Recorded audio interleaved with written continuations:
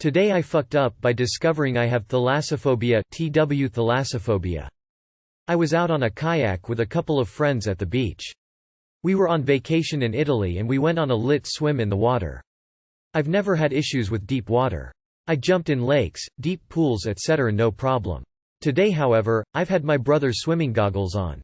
I jumped off the kayak and wanted to dive. As soon as I put my head under water and the bubbles disappeared, I couldn't see the ground, just my feet dangling above this void. The water was very clear and blue, so I could see my entire legs, but underneath, nothing. I was scared for some reason. I don't have any other phobia, but that was something else. I felt like I was helpless with a kind of cold feeling running down my back. My throat closed up, I panicked. I popped my head back out of the water, I felt fine, I grabbed the kayak, took a deep breath and put my head down again. Same feeling but worse, turns out I'm pretty scared of deep water. I panic again, climb back into the kayak and went back to shore. I wanted to test my theory that it only scares me when I can see underwater, so I swam back to the place without kayak or goggles and nothing, I was fine. That was scary as hell and I never want to go diving into the ocean again, damn. Too long did not read. I fucked up by jumping into the deep ocean and having a panic attack. I'm never diving in an ocean again. Well, basically it's like staring down the abyss, but now you're not even standing on the edge, you're directly above the abyss. Scary as fuck, it seems. TBH, this seems sort of normal. It's scary being in super deep water, particularly when you can see a long ways down. Being unsettled isn't the same as having a serious phobia. Try it again. It's worth conquering your fears and chances are a single long tentacle will emerge from the murky depths to help you swim deeper and give you courage. To me the scariest place in the world would have to be Grand Turk Island, where the shallow, narrow shelf drops off into a 7,000-foot abyss only yards from the beach. Today I fucked up by eating the sun. I, male 44, have always loved spicy foods and hot sauces. Whilst I never felt the need to exhibit my machismo through self-destructive acts like the Carolina Reaper challenge, I was quietly confident in my tolerance of spice.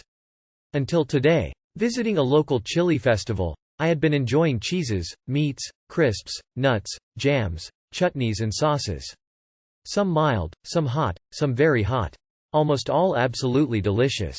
As I came to my final stall, I noticed some small children eyeing up the offerings, and the stallholder carefully and quietly moving the chili gummy bears out of sight. When the kids had left, they came back out and I got to enjoy a sweet and hot treat. So far so good. Working down the line of other sauces available for sampling, I finally came across a raised platform in the center of the trestle table. Where the rest of the stall was decorated with red fabric and bright colorful ribbon, this little platform was unadorned, covered in nothing but a simple black cloth. In the center of this dark circle was a lone pot. Adjacent to this tasting pot was a simple sign. At customer's own risk. I had seen signs of this type all around the festival. I was undaunted. I was a man who could stand the heat, and I was not going to get out of this kitchen. I took a wooden sampling spoon in my hand.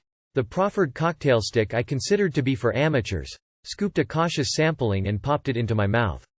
First off, I was pleasantly surprised and almost disappointed by the tart fruitiness. Ha, I thought, so much for at own risk. Then a distinct smokiness as the chipotle component made itself known. Perhaps this was not such a disappointment.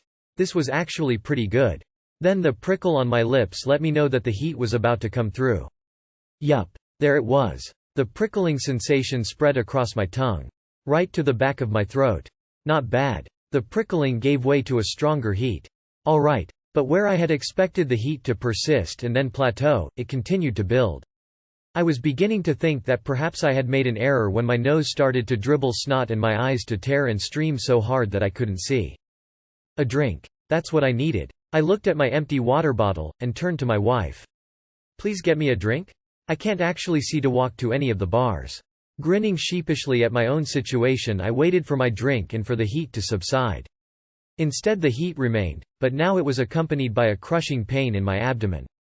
This pain was unlike anything I've ever experienced. Not exactly sharp or stabbing, but certainly more than just an ache. I can only liken it to the imagined experience of swallowing a large sphere of ice, and the resultant black hole of sucking pain that might ensue in the center of my body. As I started to sway and sweat with pain, Feeling disorientated, I accepted the cold beer and slumped down on the grass, concerned that I might actually end up being physically sick. I continued to sip on the beer, breathing shallow and fast, concentrating on just not throwing up.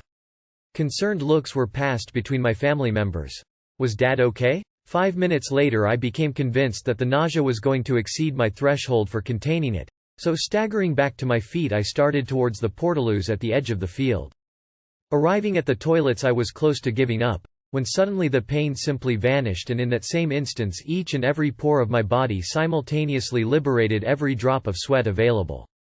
My shirt was instantly soaked, and the gentle breeze immediately chilled me to the bone.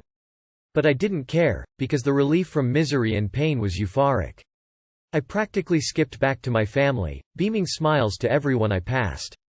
I had survived. It had not been an experience I would relish repeating, but it was one I would always remember. I did then begin to consider what the delayed results of my experience might be. What might I feel when that condiment from hell finally made its way all the way through my body to be released back into the world?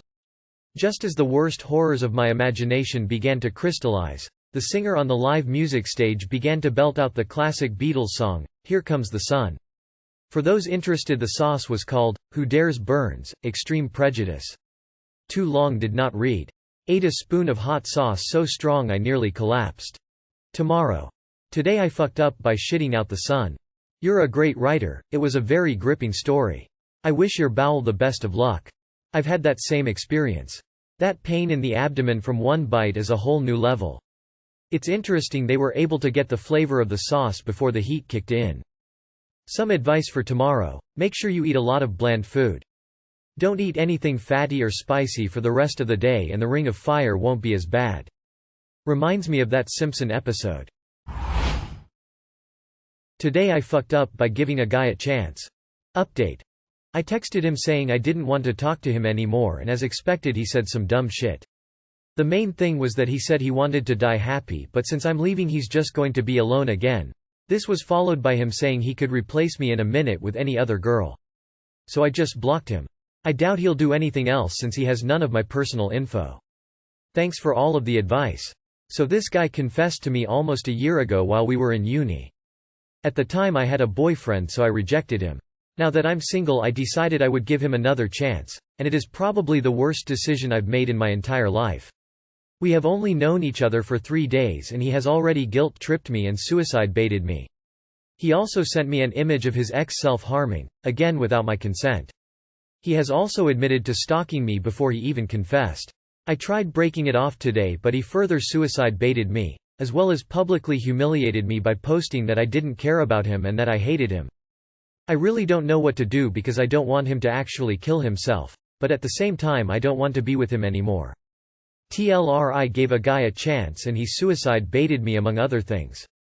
Cut off all contact. Let him know that any further contact will result in police intervention, restraining orders, the whole 9 yards. Follow through on all of these. You didn't fuck up in any way. This is all on him. Op. Call the fucking police. He's admitted to stalking you and is now guilty of coercive control, both of which are crimes. Please Google his behavior and seek advice. It's a common strategy to keep you trapped in there.